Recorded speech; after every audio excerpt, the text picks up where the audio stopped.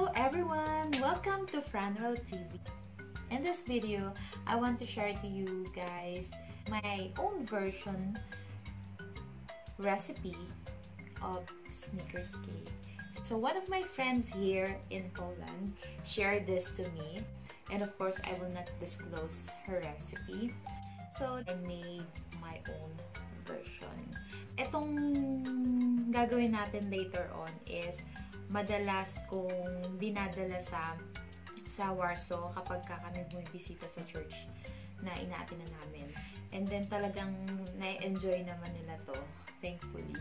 And ayun, so may mga humihingi na rin sa akin ng recipe na to at hindi nga ako nagkakaroon ng time para gawin nga ito. So ngayon, thank God at magagawa ko na to.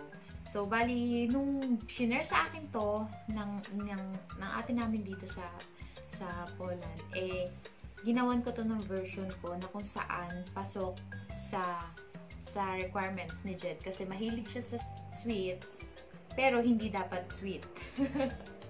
Sa dessert, pero hindi masyadong matamis. So, dapat creamy, milky, but not that so sweet. So, yun yung gusto niyang dessert.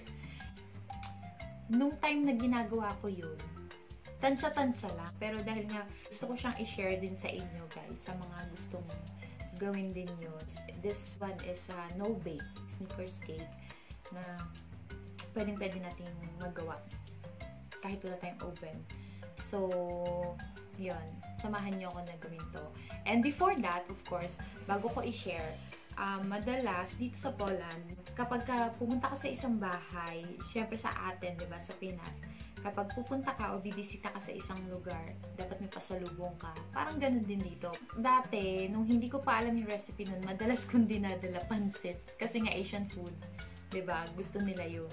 So ayun nga, nagkaroon ako ng time para sukatin lahat ng ingredients at kung paano. Samahan niyo ako sa kusina. Let's go!